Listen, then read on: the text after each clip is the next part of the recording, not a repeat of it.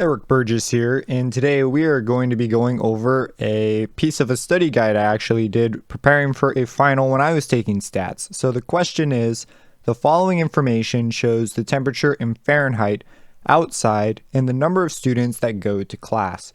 And then we're given this data, and it says which is the explanatory variable, which is the response variable, find the correlation coefficient R, and find the equation of the regression line.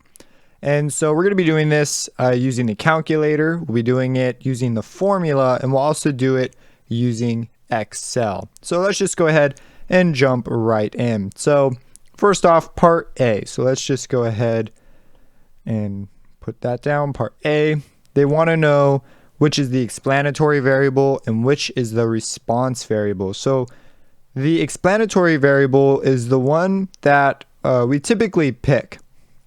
It's also called the independent variable, and then this is the dependent variable. It depends on what the explanatory variable is.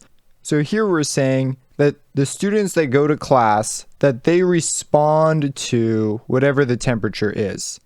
Now you could come up with different ways of looking at this, but in this case, we're basically saying depending on temperature, that's going to change the amount of students that go to class, meaning that the response variable is the students that go to class because they respond to the temperature. So we would say the temperature, temp, is the, and in this case, it is the explanatory variable. Explanatory variable. And the, so that's the temperature. The students that go to class, so number of students that go to class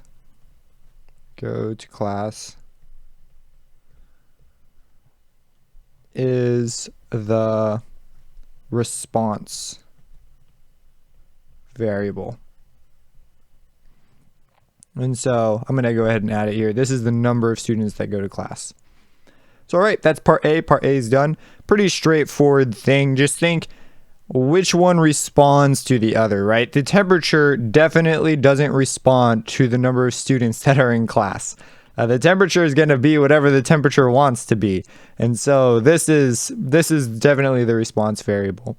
All right, let's go to part B. Now this one wants us to find the equation, or not the equation. This one wants us to find the correlation coefficient R. So we have the formula here. Now I wrote them down here so that they're just right in front of us, but you would have to go and know to look for the equation for R. And also for part C, the equation of the regression line, right? That equation is y equals bx plus a. And you're going to need to know to go and look for a and b. Now, we're going to use the formulas in the calculator, but I'm not going to compute the sums by hand. I know some teachers, they want you to compute all the sums by hand. In that case, I'm just going to put a link to a video in the description where we do find these sums by hand and we do some of that. But basically, you would form the columns x, y, x squared, y squared, and you would do each of these things. So, right, you would take each x times each y. So you do 47 times 24. That's our first set. So we do 47 times 24. That's equal to 1128. And then our next set, what is it? 75 times 35. And you would do that one and you'd write that one down, 2625. And you would do all of the pairs, each x times its corresponding y. And then you would add them all at the end. And this would be your sum, x, y. That would be the number that goes here. And then you would find x. So in this case, this is just the sum of x. So we would just write all our x values again. So that would be 45, 75. Oh, 47, my bad. 47, 75, 72, on and on and on. Same for y. And then for x squared and y squared, you simply square each x value. So we would take 47 squared, and whatever that is, 2209. And you do that for each x value and for y, right?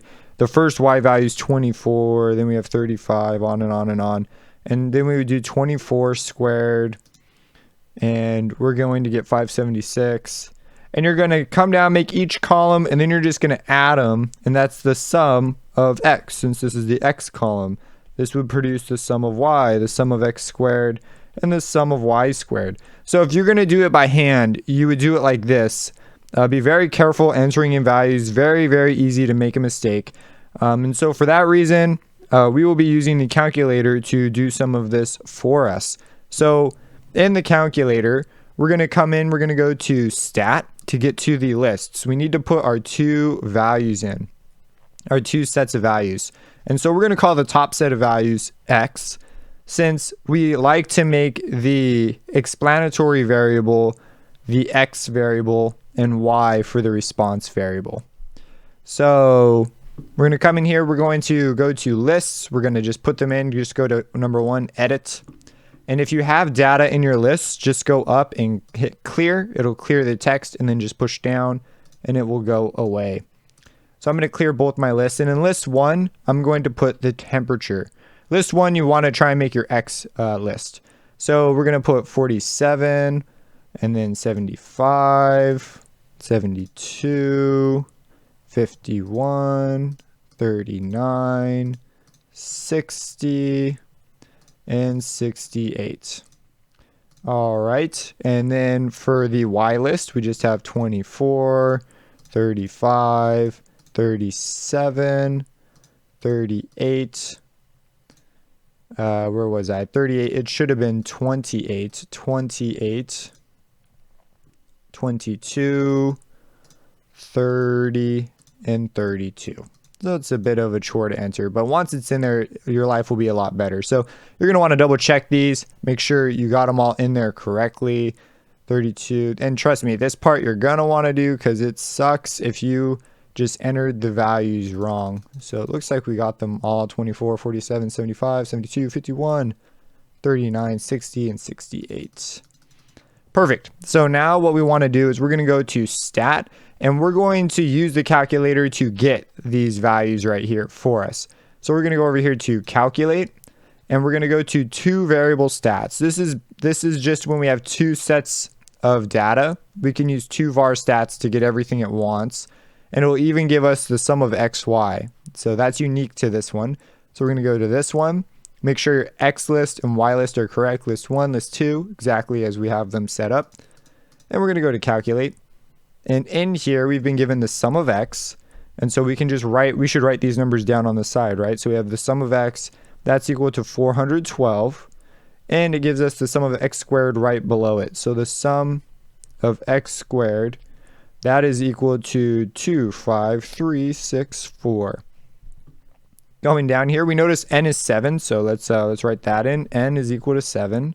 And if you could also just count the number of pairs you have. So, right, if we come up here and look at this, 1, 2, 3, 4, 5, 6, 7. So we can verify that there really easily as well.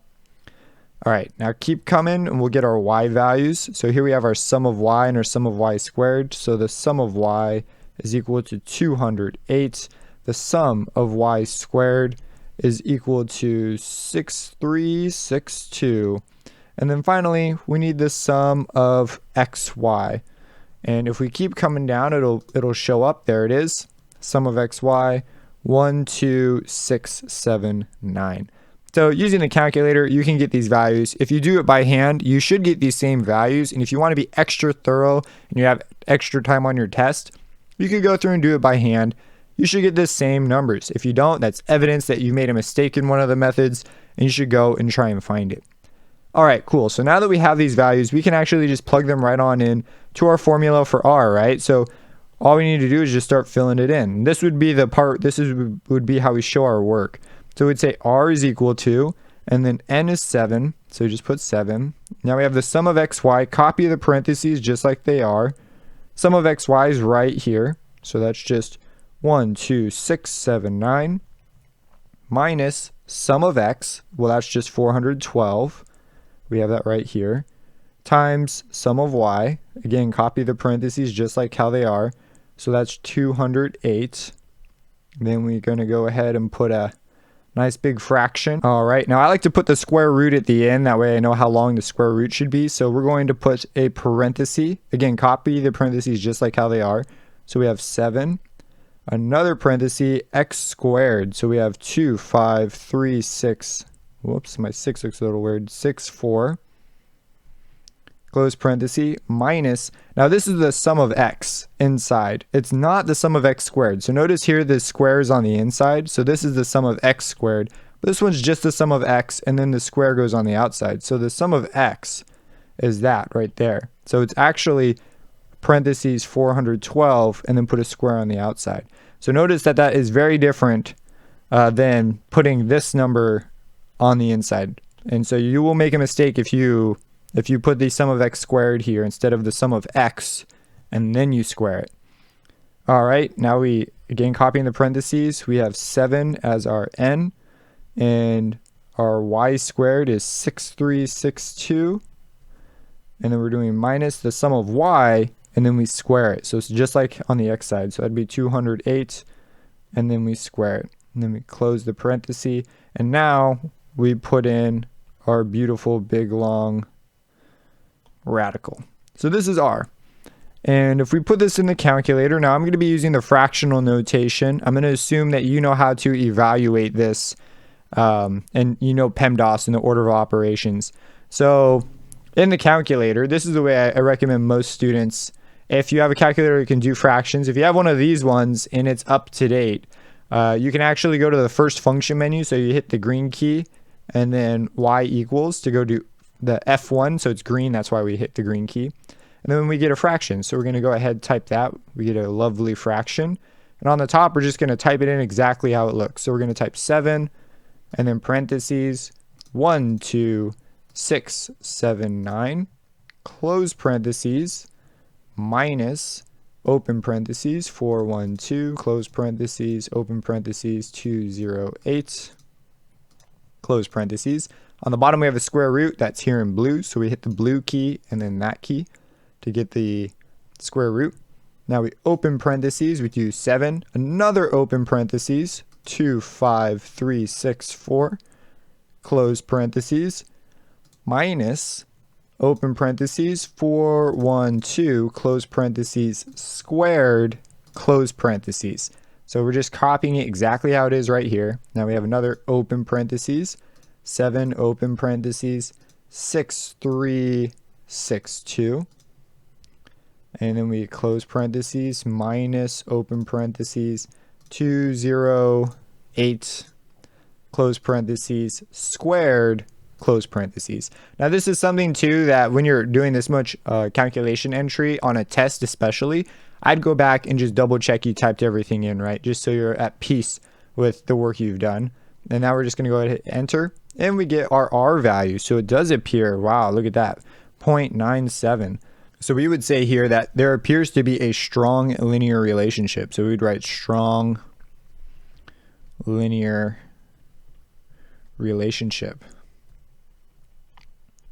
What this means is that the temperature seems to be a really great gauge of how many students will be showing up to class. So if the temperature is low, the number of students will be low, and if the temperature is high, the number of students will be high. That's because if we were to draw this out, an R of 0.97 is going to be basically aligned with a positive slope. And look at this. If this axis is the number, or not the number, this would be the temperature, temp, and this would be the number of students, we'll call it studs, number of studs in class. So if that number is low, like if the temperature is very low, and we come up here, look at this. This would be the number of students in class. This would be like a very low number, like 3, if the temperature is very low. Now, if the temperature was very high, like we had a very high temperature, well, look at this. We come up to our line, and we go over to see how many students are in class, and we see, maybe this is like 25. A lot of students are in class. So this would be our R value, and I guess we'll just make it an oval. Do whatever you want, good notes. And this is kind of what it's saying. This is what this indicates. And so we say, oh, there's a strong linear relationship, and this is just sort of what it means. So heck, if you wrote this on your test, who knows? That's like, you're just flexing on the teacher now. So let's go ahead and find R in the other two ways. So we can find R pretty easily using the calculator. We've already got our data in the calculator, and we can use this to check our value. And some teachers just let you skip the formula altogether. So depending on your teacher, we're going to go to stat and then to tests. We're going to go to F. So just come to F. I find pushing up to be faster. And then we're going to go for the Lin regression t-test. Just hit enter. Make sure your X and Y lists are the same and your frequency is at 1. Nothing else really matters. So we're going to come down and hit calculate. And then we are going to look for R. So here's our 0.971. And look at that. That is pretty much what we got. And so we can confirm our answer. And if you're lucky enough to just be able to use the calculator, there it is. Very easy to get. Now in Excel, we can do a similar thing. And so in Excel, what we do is start a new blank workbook, and we're going to have our X column and our Y column. And then we're going to put our values in. So in Excel, you just hit your number, and then you hit enter to go to the cell below. So 47, 75, 72, 51, 39, 60, and 68. And then for Y, it's 24, 35, 37, 28, 22, 30, and 32. All right, so now that we have these, we're just going to simply use the function that we looked at in the other video on this, which is called correlation, right? Because we're looking for the correlation function. So Excel has a function called correl. You simply hit equals, and then you type the function correl. It'll even help you by letting you know. You hit tab to accept the rest of to just auto type it. And it wants two arrays. That's just a list of numbers. So the first array is our first list. So we just select that, and it will select the cells. We put a comma, and then you see it even turns bold to let us know now we're on the second array. So we go ahead and select that one, just a list of numbers. Finish your parentheses and then hit enter. And look at that, we get the same R value. So we found R, and there are the various ways to do it. Let's go ahead and move along here, and let's find A and B, shall we? Now A and B, so that's part B, here's part C. And I'm gonna go ahead and also copy and paste these formulas down here so that I don't have to keep looking up here for them. It's harder to write nicely when I'm zoomed out, so I like to work zoomed in. All right, cool. So we have A. So if this is A, then we write A. And we're doing this because now we're on part C, which says find the equation of the regression line. And recall that this is the form that we're using. Y equals BX plus A. The calculator can actually provide AX plus B as well. So be very aware of that. Basically, the value that's next to X, and then there's the value that's plus whatever it is. And so we're going to be using this form. So A, if we use our formula here, is equal to the sum of Y. So we're just going to put parentheses 208 times the sum of X squared. So that's 25364, just like we found before, minus the sum of X. Sum of X is 412. Times the sum of xy, which is 12679, and this is all over, and n, we know n is 7, the sum of x squared is 25364, minus the sum of x squared. So just like before, we put the sum of x, which is 412, and then we square it. Okay, now for B, we'll just write out all the formulas. So for B, that's n is 7, sum of xy, that is simply 12679, minus sum of x, which is 412, times sum of y, which is 208. We're going to put that over 7 times sum of x squared, that's n, that's why there's a 7 there, Sum of x squared, that is 2, 5, 3, 6, 4, just using our formula, minus sum of x squared. So that's 412, and then we square it. Now we just pop these in our calculator. So we're going to go ahead and do that. Let's grab our calculator. And we're going to hit clear. And actually, why we'll come back to this. So, okay. In our calculator, we want a fraction. So you know that's in the first function menu. It's green. So we hit the green key and then the y equals. And then we want number 1 for the numerator over denominator. And we start typing. So we put 208, open parentheses, 208, close parentheses, open, 2, 5, 3, 6, 4, close parentheses, minus, open parentheses, 4, 12, close, open, 1, 2, 6, 7, 9, close parentheses. Then for the bottom, 7, parentheses, 2, 5, 3, 6, 4, close parentheses, minus, open parentheses, 4, 12, close parentheses, squared. All right, this is going to give us a, and it says that a. Now here it gives us a fraction, so we want a decimal. So to do that, you go back to this F1 menu. So we go to alpha F1, and you see there's a F to D, fraction to decimal. So we're going to go ahead and select that and just hit enter. So it's going to take our answer, and it's a fraction. It's going to turn it into a decimal, and this is our answer for A. So we get 6.6, and then we'll just approximate it as 6. All right, now to get B, similar story. We're going to type a fraction. So we hit the green key, F1, and we're going to get the numerator over denominator, 7 parentheses, 1, 2, 6, 7, 9, close parentheses, minus, open parentheses, 4, 12, times, open, 208. I know, calculator entry is so much fun. It's like the greatest, right? And then we're going to do minus and then 412. And then keep in mind, it's close parenthesis and then square. In this case, actually, it's not going to matter that much. So we're just going to hit enter. And we get another fraction. We want to convert it. So we go back to our first function menu and use the fraction to decimal conversion. And we get 0.39, 0.39. And then we'll approximate it as 2. So our formula, we have a and b, and we know our formula looks like y equals bx plus a. So that means that y is equal to, because we don't know y and x, right? We pick an x and we can get a y, or we can pick a y and we can get an x. Those things are things we pick later.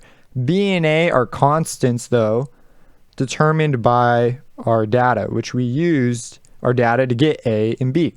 So those are the numbers we fill in. I see students all the time wondering, what do I put for x? What do I put for y? You don't put anything. Don't worry. That's part of the formula. So for b, we put 0.392 and then x. Because remember, we're going to pick an x later to get a y. And then for a, that is 6.66. If a is negative, you would just change this to a subtraction sign. And so that is our formula for the regression line. Now, this is how you would show your work. You just pop it in. Some teachers want to see you evaluate this in stages. So you might show stages of like, oh, you know, you'd figure this number out, and then you'd rewrite this with the new numbers, and you'd work your way down. We just did it all in one shot because it is the easiest way to do it. It's the least error prone. It depends on your calculator. Now, if you want to get A and B just straight up from the calculator, there's a couple ways. Way number 1, you can go to Stat and then go to Calculate. And there is a Lin regression. Now, this uses AX plus B, and we're using BX plus A. So in this case, the variable next to X is A. So we would expect their A to be the same thing as our B. So if we choose 4, again, X list, Y list, let it be list 1, list 2, and hit Calculate.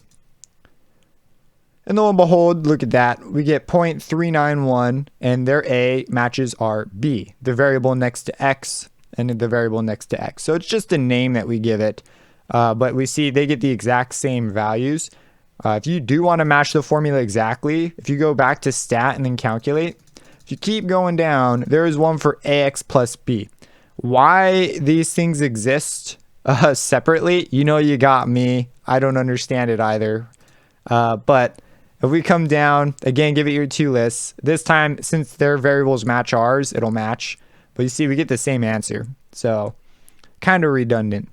Now, if we come in here and go to stat, some professors encourage you just to go to the F menu. So if you go to tests and then to F, the same way we got R, if you come in here and hit enter and then, enter your two lists, list 1, list 2, calculate, and you see it actually gives us A and it gives us B as well. And this also matches the formulas that we have here for A and B. So this one matches our variables. But there's how you would do this with the calculator to get these values. And in Excel, it's also extremely easy. If we go ahead, open up Excel, we can actually plot this data and it will give us the equation of the line like for free. So if we go ahead and just select this, just click and drag over it, including the names, go to Insert, select Charts, and then we're going to want to choose a scatter chart. Now here's our scatter chart, and look at this. It already looks kind of like a line is meant to go through it, right? And so this is evidence that, yep, pretty strong linear relationship. If we go ahead and right click on a dot, you got to right click right on a dot and go to Add Trend Line. It's going to find the equation of the regression line. And we can come in and we can actually go to the Format Trend Line area, or if you right click on the trend line, if it's not open, you can just click Format Trend Line. And you're going to choose Display Equation on Chart. And here is your equation. If it's kind of small, click in there and select it all. Hit Control A and select everything. And then go to File. Whoops, not File. Go to Home and go ahead and make this a bigger font size with your stuff selected. So we're going to make it like 20 or something really big. So it's easy to see. So there you go. And we see we get the exact same equation. So there's all the ways to do it using the different methods. Pick your poison. They're all pretty great. It's really just knowing the process. And the way you would write your answers, you would simply write it out as an equation just like this. You would show your work doing this. Or if you're using Excel, you would just simply, paste the spreadsheet into whatever you're giving your teacher. And that's that. If you have any questions about this, let me know. Subscribe, and we'll catch you in the next problem.